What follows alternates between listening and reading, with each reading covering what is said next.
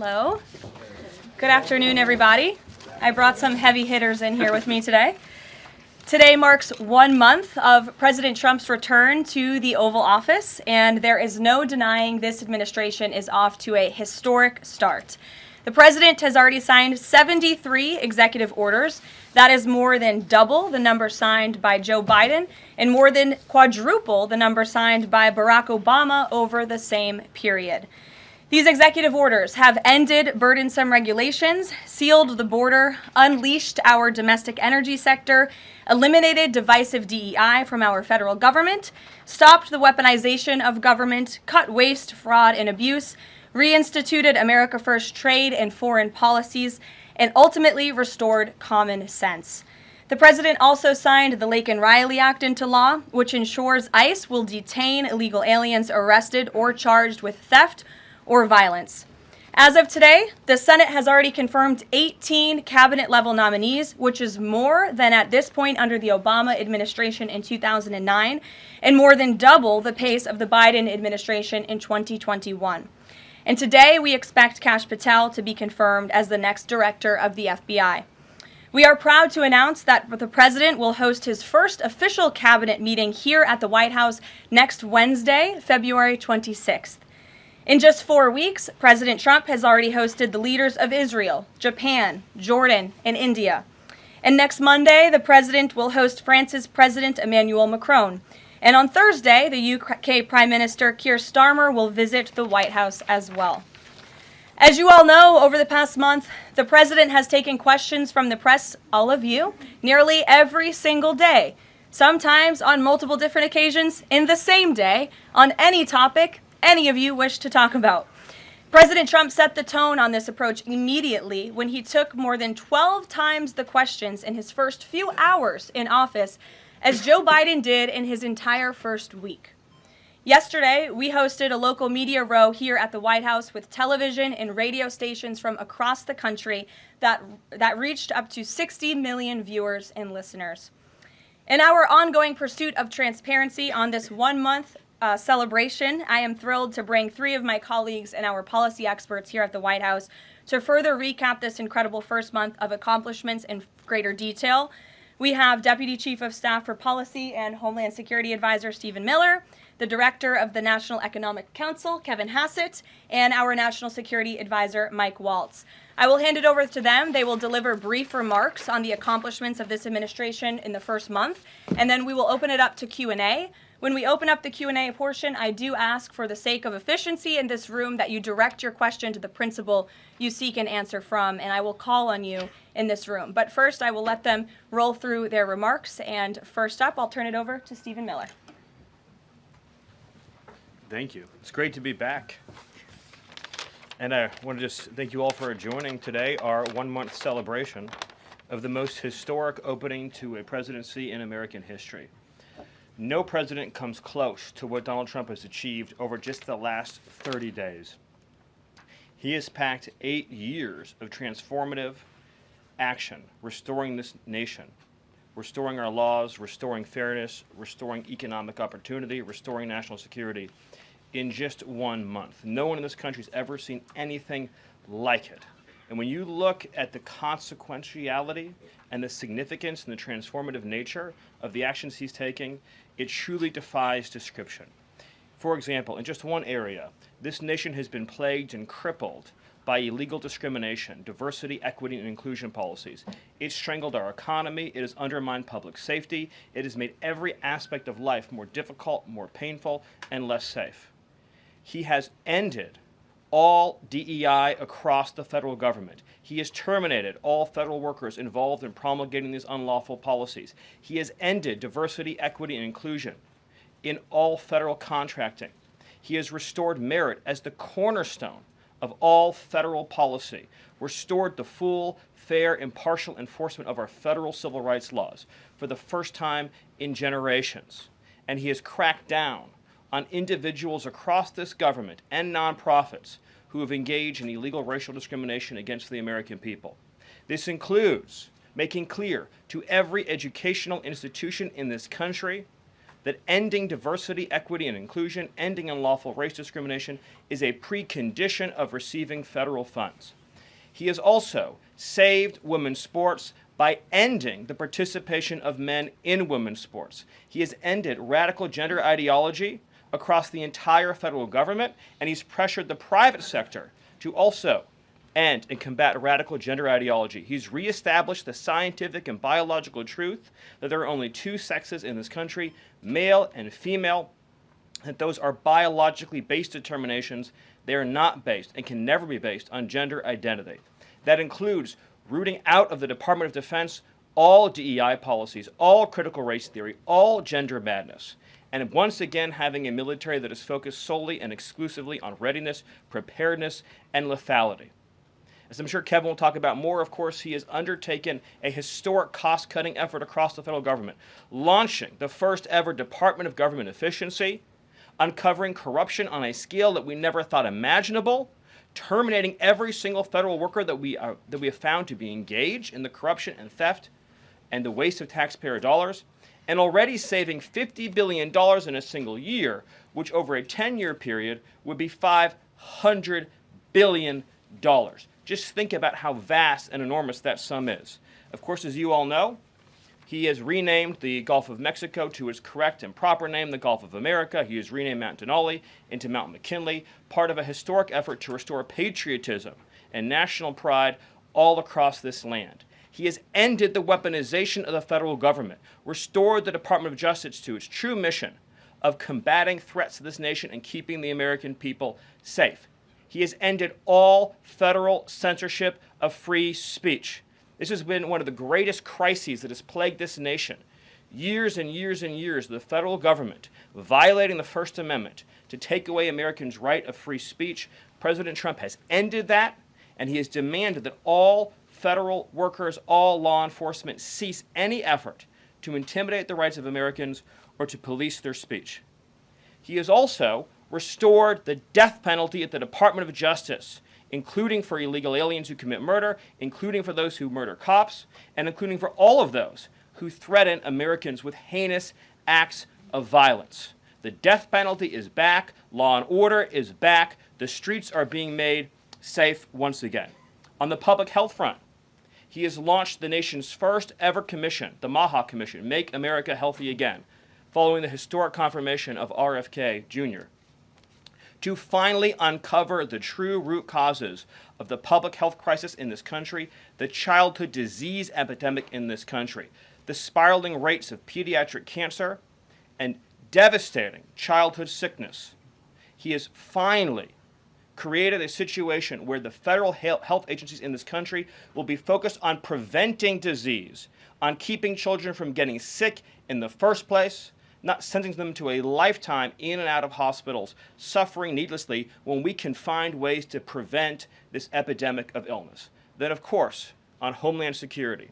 Today, it is officially the law of the land, at the conclusion of the congressional notification process, that 6 Mexican cartels and 2 transnational gangs, Tren de Aragua, or TDA, and MS-13, so 8 organizations in total, are now formally designated as foreign terrorist organizations, which means that every single member of those organizations who operates on U.S. soil is now, as a legal matter, a terrorist, and they will be treated as terrorists.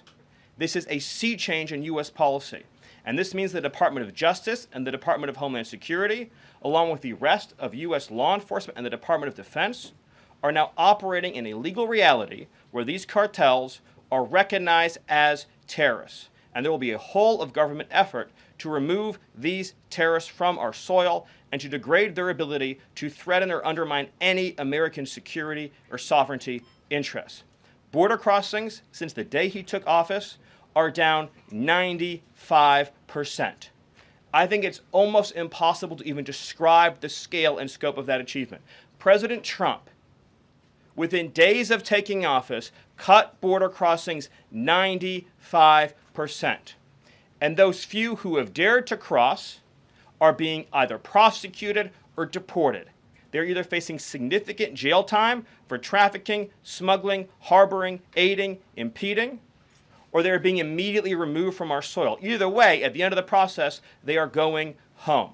He's re-implemented Remain in Mexico, and he has obtained historic cooperation from foreign countries all around the world in accepting their deportees back. And he has used the United States military to fully seal the southern border with a historic deployment of both active duty and National Guard troops, resumed the building of infrastructure, he has opened up Guantanamo Bay, and he's using military aircraft to carry out deportations all across this country. And ICE is joining with ATF, DEA, and FBI to carry out the largest deportation operation in American history. The criminals are going home. The border is sealed shut. America is safe, sovereign, proud, and free. We are a nation that everyone in the world understands all across this planet. You do not come here illegally. You will not get in. You will go to jail. You will go home. You will not succeed. This is the biggest and most successful change in any area of law enforcement that this nation has ever seen, and he did it in under 1 month. Thank you. Yes. Well, thank you, Caroline. Thank you, Stephen. One of the things that President Trump cares most about is job creation, and it was about 7 years ago I had the honor of joining you in this room for the first time, and it looks like we've created a lot more jobs in the last month. Look at how many people are here. My estimate is about 180, but I didn't count. So thank you. It's really an honor to be back here. I think that I just want to go over a few things and then hand it off to Mike. The first thing is that the president has told us to prioritize fighting inflation. And he had to do that because, as you know, President Biden let inflation get completely out of control. And he did it with policies that made no sense. They made no sense. A lot of times you people say to us, our friends the journalists, why are you doing that? But I like to think, why did they do that? Why did they spend so much money? And then why did the Fed print so much money so that we had inflation as high as we've ever seen since Jimmy Carter? So why did they do that? So we're addressing inflation. We didn't have to address it in the first term because it was always in the ones, almost always. But we're going to get it back there. And how are we doing it? Well, we're doing it with a plan that President Trump and I and others have talked about in the Oval that involves like every level of fighting inflation. First, the macroeconomic level. We're cutting spending. We're cutting spending in negotiations with people on the Hill. We're cutting spending with the advice of our IT consultant, Elon Musk. And then we're also looking into supply side things, like restoring Trump's tax cuts, maybe even expensing new factories so that there's an explosion of supply. If you have an explosion of supply and a reduction in government demand, then inflation goes way down. And then one of the things that you want to say is, well, when are you going to see it? Well, the first thing that you'll see when the markets believe that we're going to get inflation under control is that the 10-year Treasury rate goes down, because that's how they think about future expected inflation. And so we're still going to see some memory of Biden's inflation. It's not going to go away in a month. But the 10-year Treasury before the last consumer price index had dropped about 40 basis points. 40 basis points because markets were optimistic about our ability to fight inflation. 40 basis points is kind of not a fun thing to say. Economists talk that way. I apologize. But the way to think about it is, for a typical mortgage, if that affects the mortgage rate, then it's going to save a typical family buying a house about $1,000 a year. And that's just in our first month. Okay. The second thing we've done is we've had a lot of trade talks. In fact, I was just meeting a minister from Mexico with Howard Lutnick just a couple of hours ago. And we're talking about reciprocal trade, and we're also talking about the fentanyl crisis. And so reciprocal trade is about our government treating other governments the way they treat us. We want trade to be fair. It turns out that Americans have been disadvantaged by foreign governments over and over, and President Trump wants it to stop.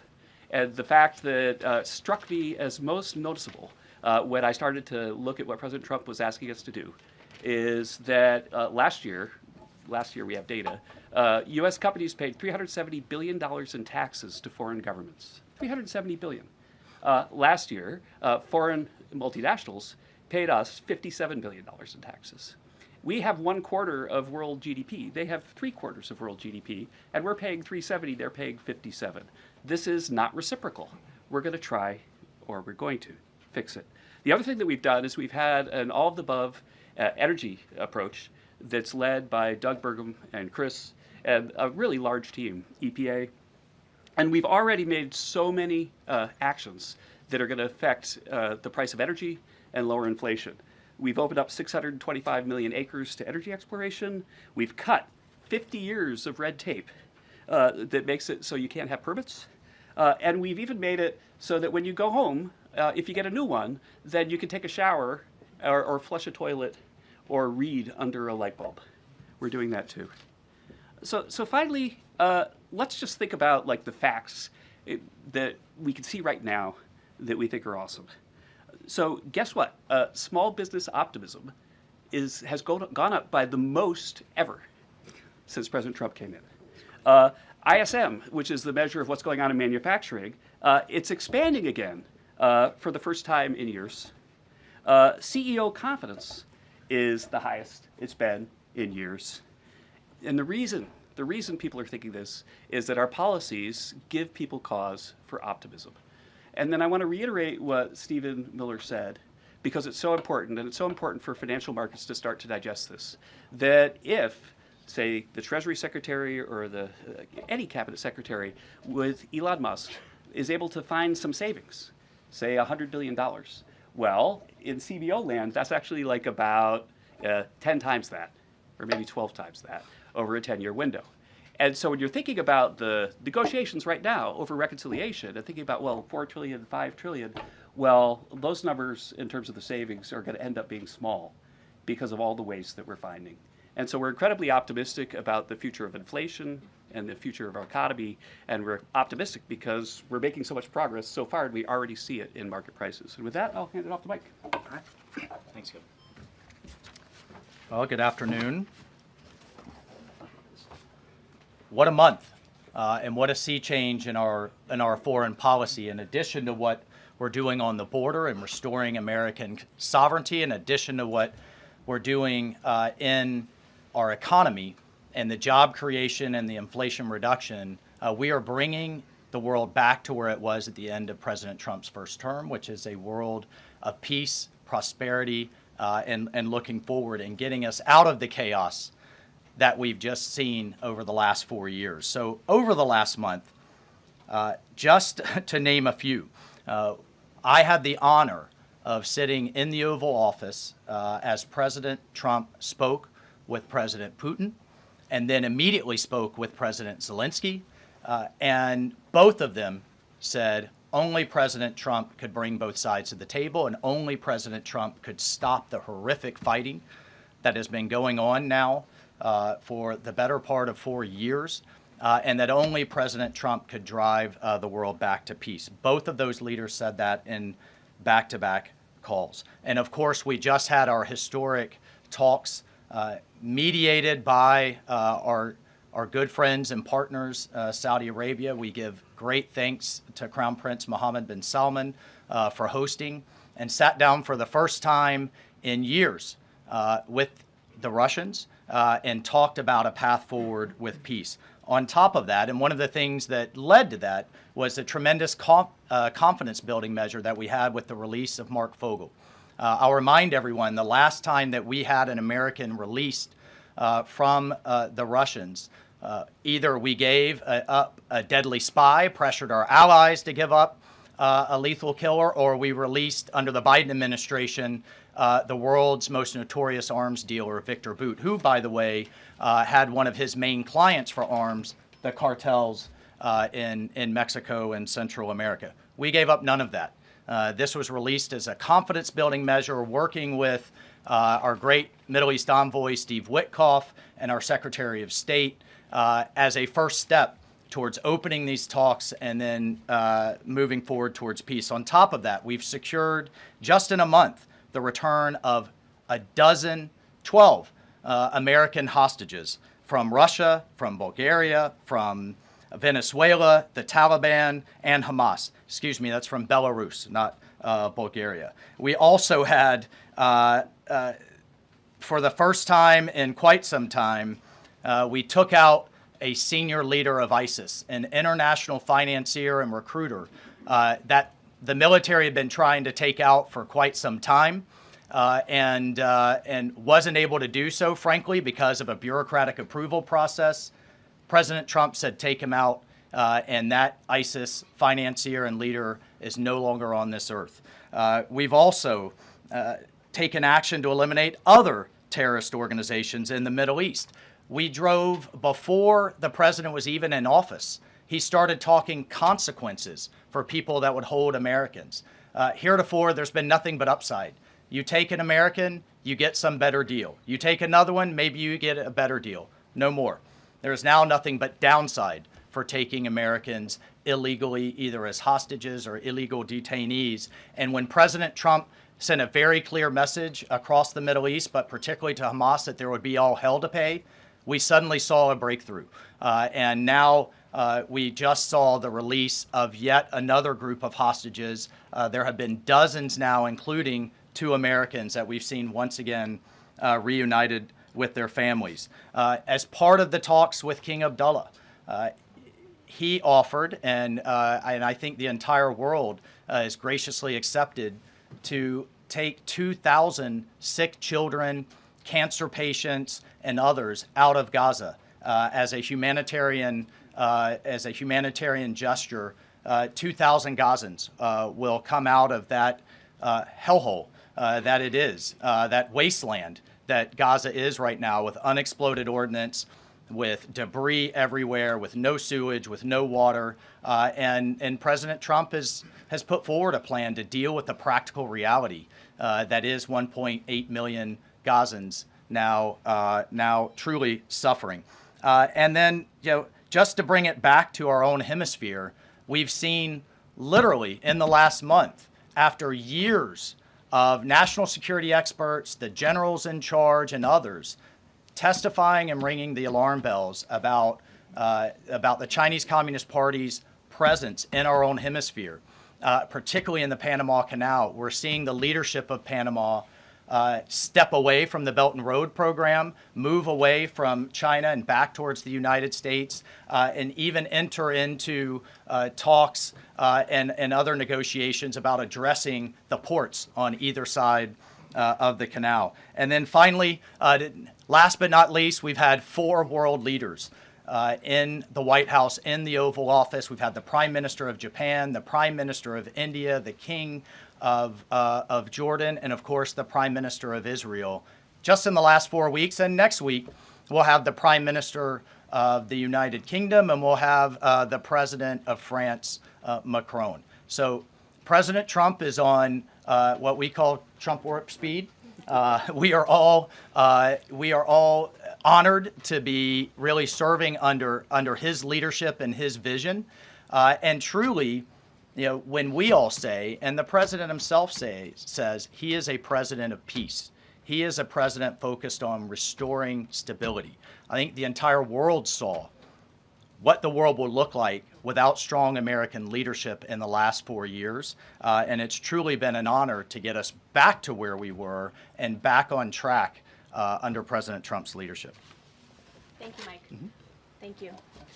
Thank you, everybody. I'm sure you're very eager to ask questions of these very smart people working very hard on behalf of the president. We do have somebody in our new media seat today. We have John Stoll, who is the head of news at X. As you all know, you're all on X. It's home to hundreds of millions of users, a large contingent of independent journalists and news organizations across geographies and political spectrums. And at the same time, X remains the go-to platform for many legacy news outlets. And I know, as I mentioned, many of the reporters in this room use X to attract eyeballs to your work. Prior to joining X, John spent 2 decades in journalism, including several years as an editor at the Wall Street Journal. We are excited to have him in the briefing room today. John, we'll let you kick it off. And as I said at the top, please direct your question to the individual up here who you'd like an answer from. John, why don't you begin? All right, thank you very much.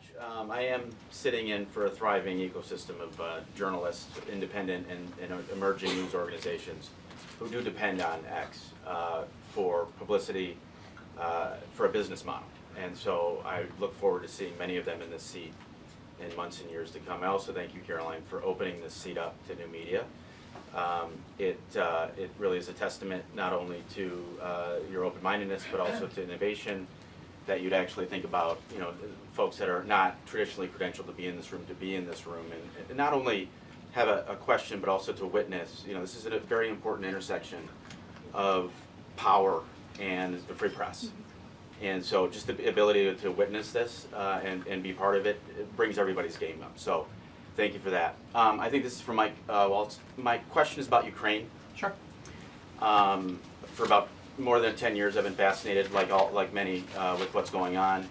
Was in Northern Europe, working out of the Baltics when Crimea was annexed, and was a lot of this came on Twitter. The platform used to be known as Twitter. Was a lot of European leaders would talk about their disappointment and solidarity with Ukraine, but when it came to actually doing something, it felt like they were passing a hot potato and sent it over the Atlantic. I wonder how much of what we're seeing right now out of the administration and President Trump is a call to Europe and the European leaders and the allies that we've traditionally had to pick up that hot potato and start doing something a little bit more concrete to win and preserve the peace in Ukraine. The second question I have is, it's related, is there's been a lot of speculation that President Trump and the administration might be manipulated by Vladimir Putin. I wonder if you can just talk a little bit about the administration's posture and your confidence in the competence of this administration to go toe-to-toe with Vladimir Putin. Well, if there's I'll take the second question first. If there's anybody in this world that can go toe-to-toe with Putin, that could go toe-to-toe with Xi, that could go toe-to-toe with Kim Jong-un, and we could keep going down the list, it's Donald J. Trump. He is the deal maker in chief. There is no question that he is the commander in chief. And I, for one, and I think all Americans and around the world should have no doubt about his ability to not only handle Putin, but to handle the complexity of driving this war to an end. And then on your first piece on Europe, I'll take you back to 2014. You're right, there was a lot of hand-wringing in Europe and not a lot of action. There's also a lot of hand-wringing here in Washington under the Obama administration and not a lot of action. They literally threw blankets at the problem.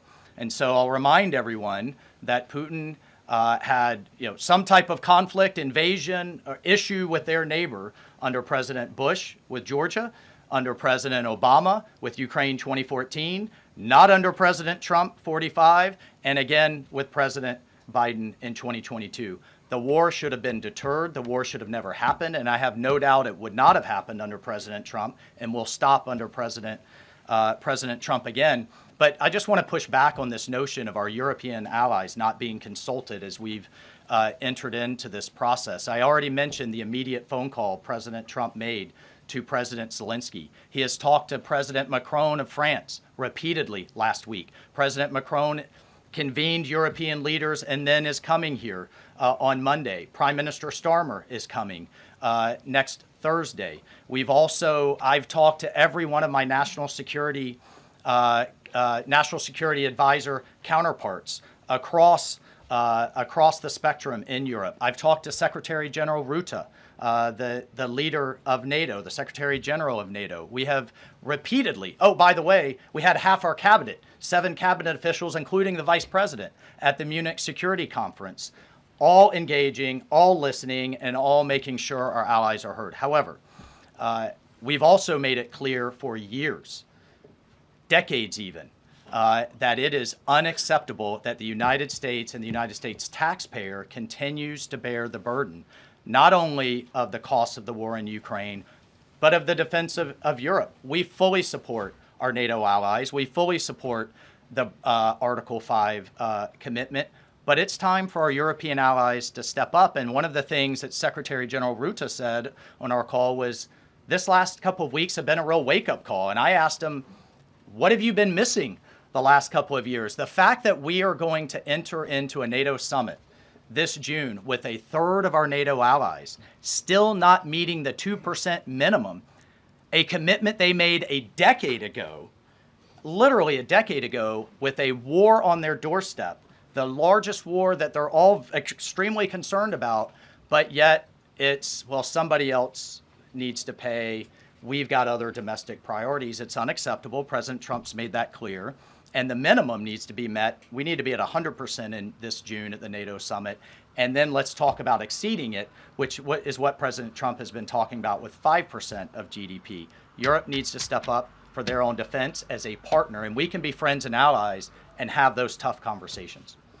Great. Peter. Thank you, Caroline. I have a Ukraine one and a Doge one. Who can talk Doge? All of us. Well, so Stephen, we're hearing about these Doge dividend checks that would be 20% back to taxpayers, 20% to pay down the debt. 60% is left. Who gets that? Well, the way that it works is when you achieve savings, you can either return it to taxpayers, you can return it to our debtors, or it can be cycled into next year's budget, and then it just lowers the overall baseline for next year. So in other words, you can just transfer it into the next fiscal window and then lower the overall spending level. And that means that you can achieve a permanent savings that way, and that reduces the deficit. And when is it that people might see those checks? Well, this is all going to be worked on through the reconciliation process with Congress that's going underway right now. As you've seen, the Senate's moving a bill, the House is moving a bill. The President has great confidence in both chambers to deliver on his priorities. I would just take this opportunity to note that President Trump has made a historic commitment to the working class of this country to fight for a major tax relief and major price relief. And cutting spending, as Doge is doing, and cutting taxes is the key to delivering on both of those promises, and President Trump is resolutely committed to doing both. Thank you. And on Ukraine, I guess this is for Mike. Sure. After the president's post on Truth Social yesterday, need to know, who does he think is more responsible for the Russian invasion of Ukraine, Putin or Zelensky? Well, look, his goal, Peter, is to bring this war to an end, period. And there has been ongoing fighting on both sides. It is World War I style trench warfare. His frustration with President Zelensky is that you've heard is multifold. One, there needs to be a deep appreciation for what the American people, what the American taxpayer, what President Trump did in his first term, and what we've done since. So some of the rhetoric coming out of Kyiv, frankly, and insults to President Trump were unacceptable, number one. Number two, our own Secretary of Treasury personally made the trip to offer the Ukrainians what can only be described as a historic opportunity. That is for America to co-invest with Ukraine in their minerals, in their resources, to truly grow the pie. So case in point, there's a foundry that processes aluminum in Ukraine. It's been damaged. It's not at its current capacity. If that is restored, it would account for America's entire imports of aluminum for an entire year. That one foundry. There are tremendous resources there. Not only is that long-term security for Ukraine, not only do we help them grow the pie with investments, but we do have an obligation to the American taxpayer in helping them recoup the hundreds of billions that have occurred. So, rather than enter into some constructive conversations about what that deal should be going forward, we got a lot of rhetoric in the media that was incredibly unfortunate. And I could just tell you, Peter, as a veteran, as somebody who's been in combat, this war is horrific. And I think we've lost sight of that, of the literally thousands of people that are dying a day, families that are going without the next generation. And I find it kind of, frankly ridiculous. So many people in Washington that were just demanding, pounding the table for a ceasefire in Gaza are suddenly aghast that the president would demand one and both sides come to the table when it comes to Ukraine, a war that has been arguably far greater in scope and scale, and far more dangerous in terms of global escalation to U.S. security. And I do have one for Caroline. Does President Trump have a bet with Trudeau about this USA-Canada hockey game tonight? And when there is a big hockey game on, is the president watching for the goals or for the fights? Probably both. I think he's watching for the United States to win tonight. I know he talked to the USA hockey team this morning. He talked to the players after their morning practice around 10 o'clock. And I also spoke to some folks from that team after. They were jubilant over President Trump's comments to the team. I believe they're going to put out a video of that call. So he looks forward to watching the game tonight, and we look forward to the United States beating our soon-to-be 51st state, Canada. Bloomberg, go ahead. My question is for Mike Waltz. Can you give us a readout of Kellogg's meeting with Zelensky that just wrapped up? And in particular, Zelensky publicly rejected this deal about the rare earth minerals. Where does that stand? Well, we're going to continue to have, he needs to come back to the table, and we're going to continue to have discussions about where that deal is going. Again, we have an obligation to the taxpayer. I think this is an opportunity. The president thinks this is an opportunity for Ukraine going forward. There can be, in my view, nothing better for Ukraine's future and for their security than to have the United States invested in their prosperity long term.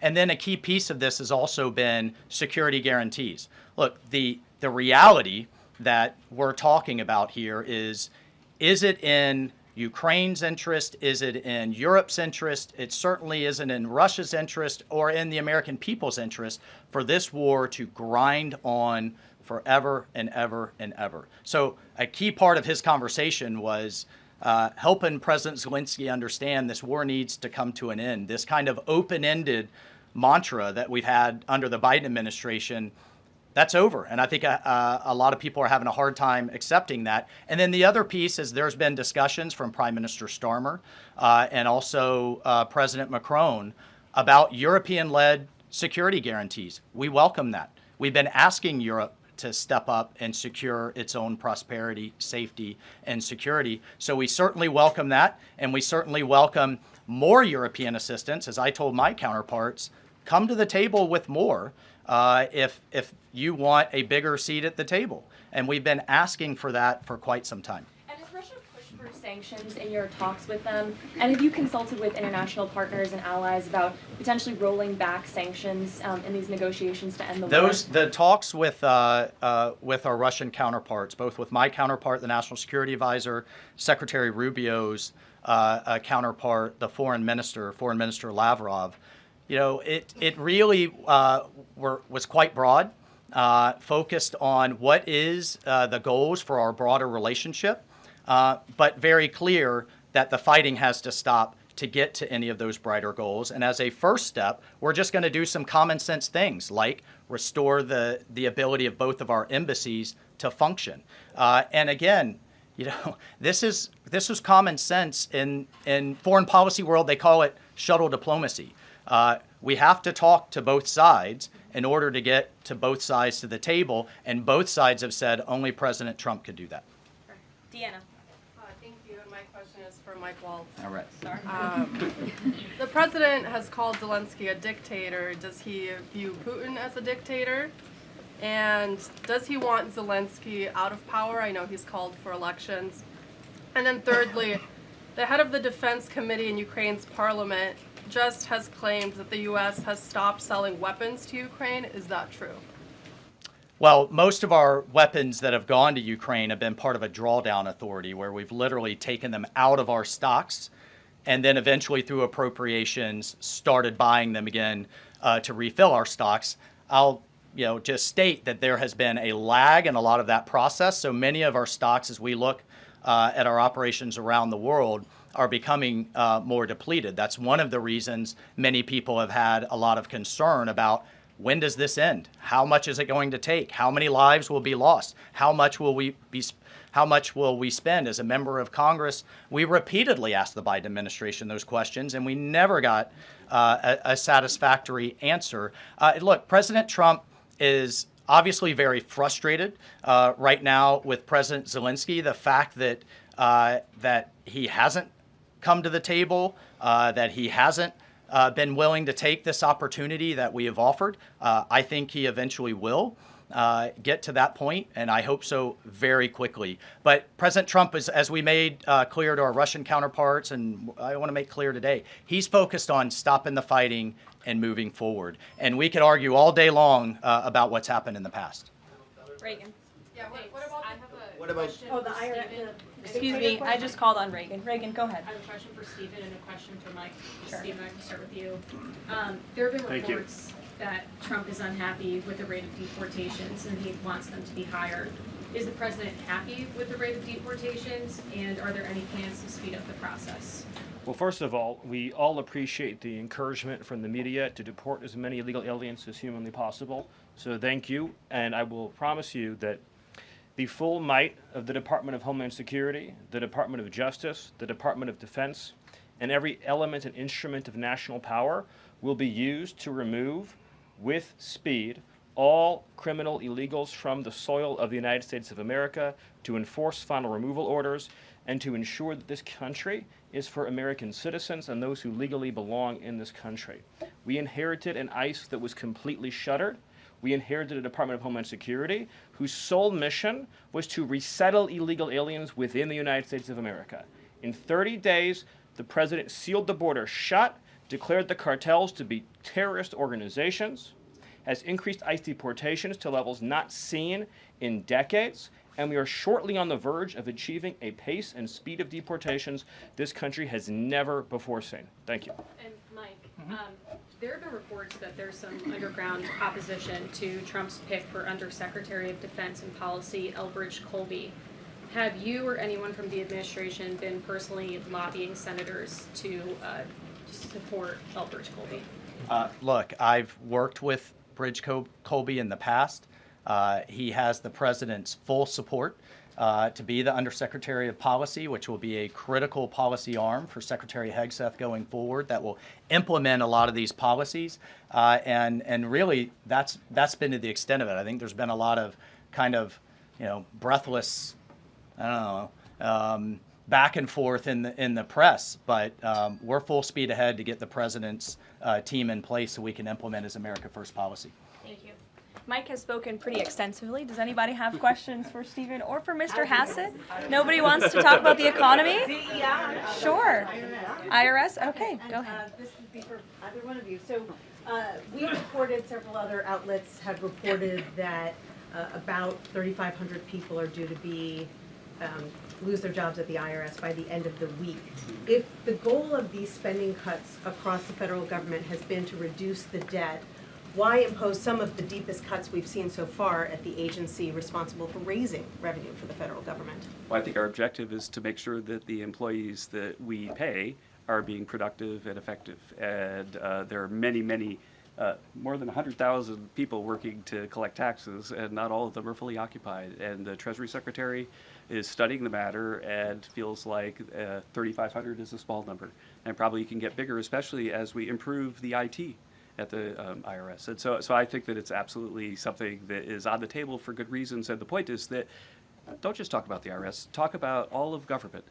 That there are so many places. I live in D.C. You maybe live in D.C. where nobody's going to the buildings. People aren't commuting because nobody's doing their job. We look back and we see that there are all these people doing 2 jobs while they're getting a government payroll on the payroll. So the point is we're fixing that, and the IRS is a small part of that picture. So you're saying that everybody who's being let go was doing a bad job? I'm saying that we're studying every agency and deciding who to let go and why. And we're doing so very rationally with a lot of support from analysis. Because we're being told by a lot of people who have been let go at other agencies that they were told they were being dismissed because of poor performance, when in some cases they haven't even had a performance review yet because they've only been on the job a couple of months. Yeah, I've never seen a person who was laid off for poor performance say that they were performing poorly. Okay. Caroline? Good point. Sure, Caitlin. I have a question. I'll start with you, Kevin Hassett. Thank you for being here. And then I've got a question for Mr. Waltz. On these potential checks that you might send out from DOJ, is there a concern as you're thinking through this that they could be inflationary?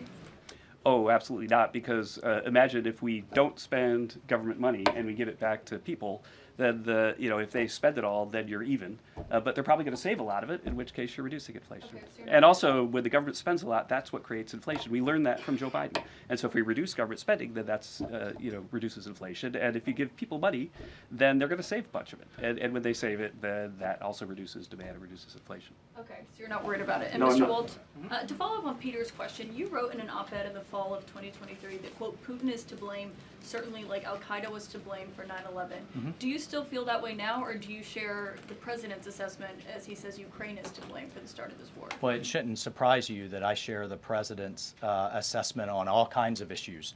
What I wrote as a member of Congress was as a former member of Congress. Look, what I share the president's assessment on is that the war has to end.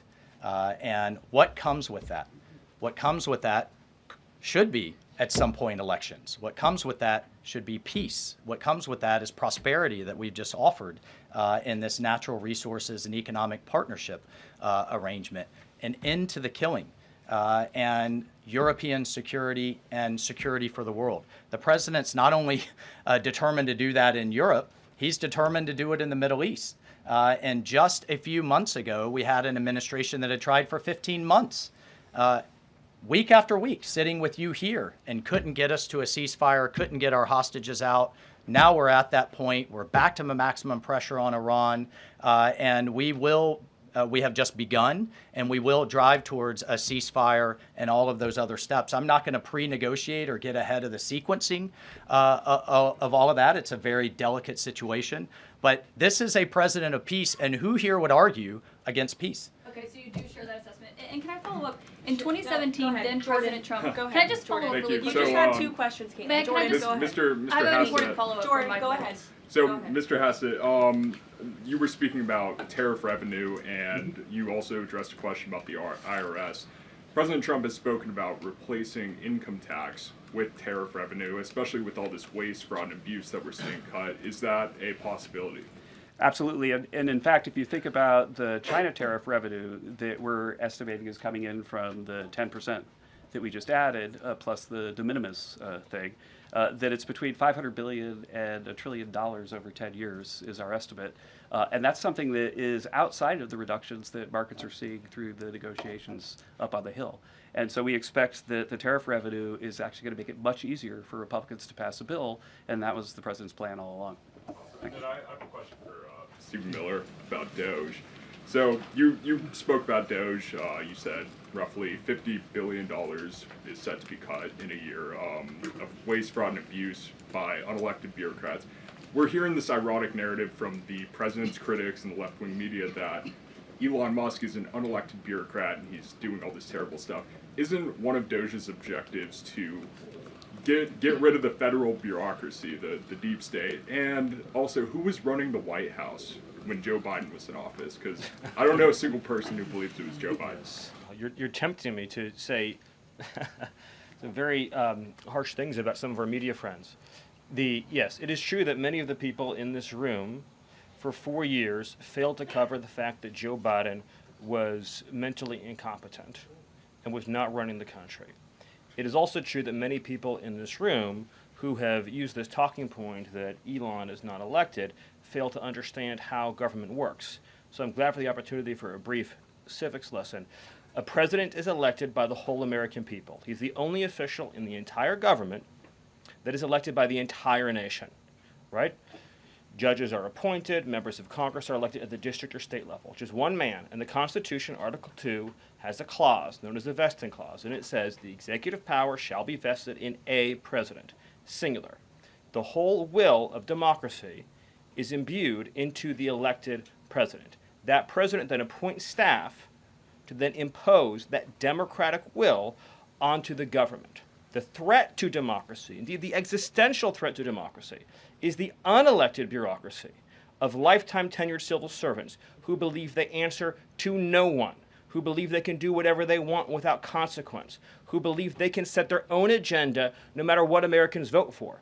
So Americans vote for radical FBI reform, and FBI agents say they don't want to change. Or Americans vote for radical reform on our energy policies, but EPA bureaucrats say they don't want to change. Or Americans vote to end DEI, racist DEI policies, and lawyers at the Department of Justice say they don't want to change. What President Trump is doing is he is removing federal bureaucrats who are defying democracy by failing to implement his lawful orders, which are the will of the whole American people. Thank you.